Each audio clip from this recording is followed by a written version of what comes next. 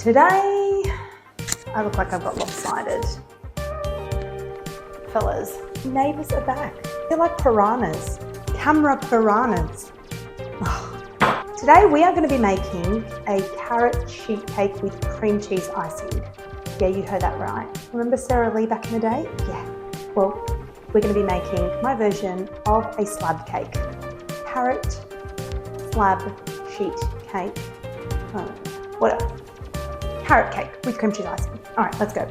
Welcome back, everybody. My name is Marylin Rossano from Rossano's Casa. So this week we are going to be making a dessert that I am going to be taking to a client's house because I have a private dinner party, supper club booking this coming weekend. So I thought I would share what I'm making for dessert and make it with you guys. So I have a private booking. It's a supper club, so it's a dinner party. I'm going to set the table up for this beautiful group of women that have hired me to cook for them. It is a secret seasonal share style menu. You can go over to my other social media platforms. I'll link them all in the show notes below and you can have a sneak peek. But essentially I come up with a whole menu, entree, mains, and a dessert. Client has no idea, but it's always going to be a hit and everyone loves it. So what I love about this dessert is that it's easy, it's delicious. Anyone that has come to me that says, I don't like carrot cake, loves this carrot cake, okay? The recipe is actually in my Sweets and Treats ebook that I printed off. But what I love about this, I can make it ahead of time, which I'm going to actually bake in my sheet pan. I'll link up my Amazon store as well. So what I'm going to do is I'm going to bake it in this sheet tray. And then once it's cooled down, we ice it. I can pop the lid on, place it into the fridge, and also transport it quite easily. Anyway, that was a side little plug, but I get excited about kitchen gadgets and stuff like that, especially ones that I actually like. Anyway, so it is a beautiful carrot sheet cake. We're going to do the cream cheese icing. It is very simple. Now, I've got my stand mixer. You don't need this. You could literally just hand beat or whisk it. If you've got electric beaters, you could use that. You could just use a spatula. Honestly, I'm just using this because it's easy and it's always out for me. So anyway, let's flip the camera around and get straight into it. Minimal ingredients. It's an oil-based cake, which, so when you kind of see a recipe, in my opinion, when you see a recipe that is oil-based, it is more like a sponge, light, airy cake. And that's what the texture of this is, which I know some people are like, you haven't had a good one. It's moist, soft, but it's more airy and spongy. When I start off my cakes with butter and sugar and I'm beating them, to me, it's a little bit more like a mud kind of cake, a little bit more denser, richer. So yeah, I don't know why I'm giving you that fun fact, but in saying that, when I refrigerate this cake, because maybe using oil, it's not going to solidify like butter does to make it like heavy and dense. Anyway, that was a little diversion. Fun facts. Is it even a fact? I don't know. That's just what I find. Let's get baking. Oh my God, I just ramble all the time. All right, ingredients wise, we have brown sugar. I love brown sugar. You could use caster sugar, but brown sugar to me is amazing. Plain all-purpose flour.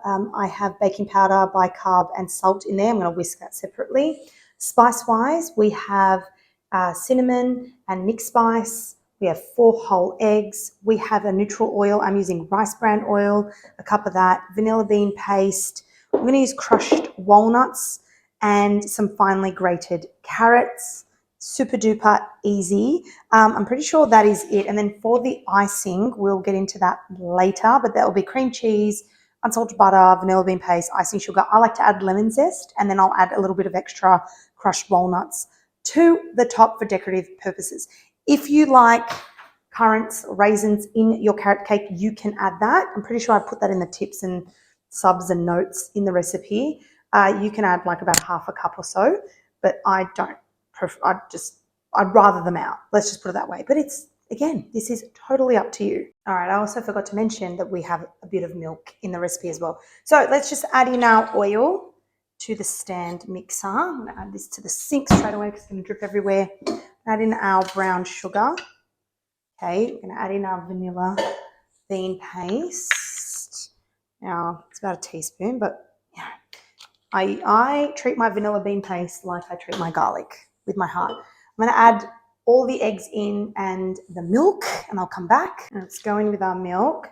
I'm just going to whisk this for a few seconds, and then I will add in our carrots, just on low speed.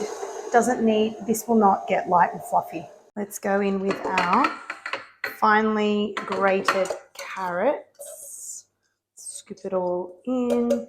Just give it a little bit more of a whisk. And then we'll add in our dry ingredients.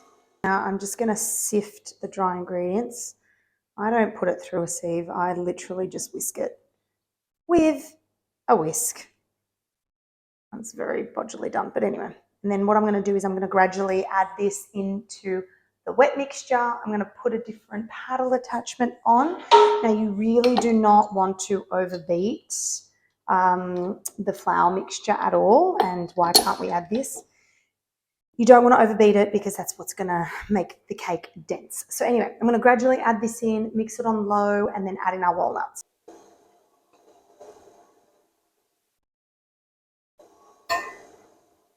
Let's add in our crushed walnuts.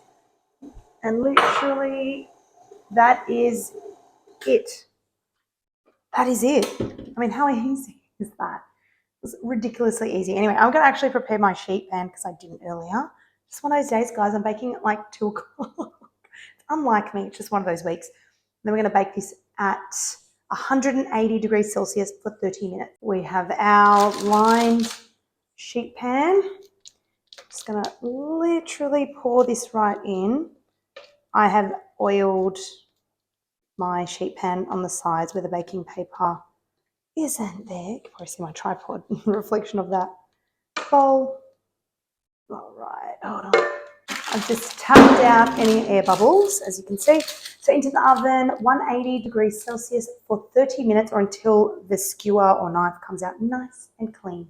Cake has finished baking, so we're going to make the icing and just put it in the fridge ready to go to ice the sheet cake as soon as it cools down. So I have 250 grams of cream cheese. Love a good filly. It's literally one block here in Australia. 100 grams of unsalted butter. We're going to add in some vanilla bean paste. I am going to, actually, I'll probably add in the lemon zest at this point. Let's take this out.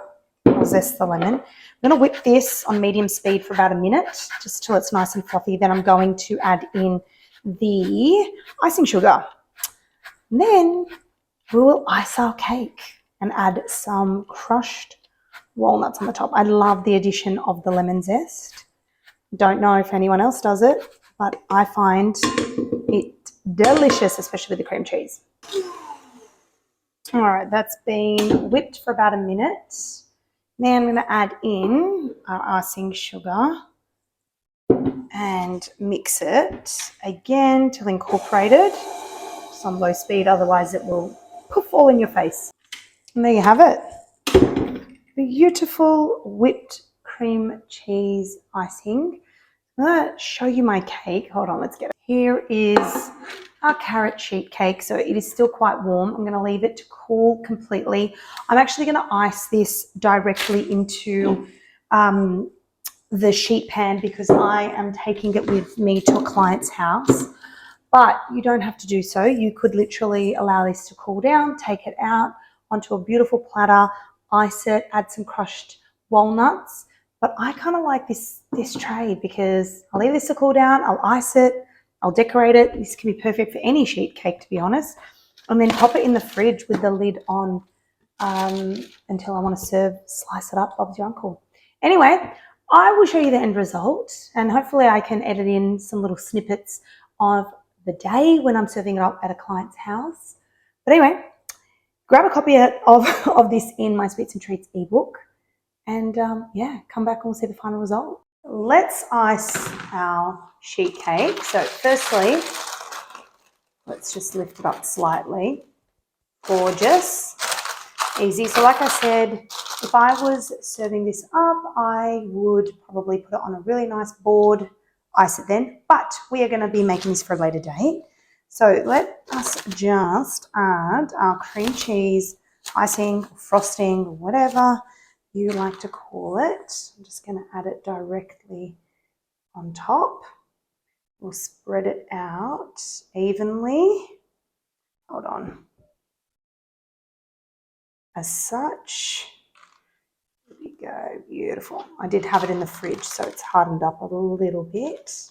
We'll just even it out a little bit. I'm going to add some crushed walnuts to the top. You could leave it like this, but you know, I'm a little bit extra, and I like to add extra walnuts on top. It just presents nicer, and that's it. So just for decoration purposes, I like to just show a little bit of lines in the icing. Now it's just a sheet cake.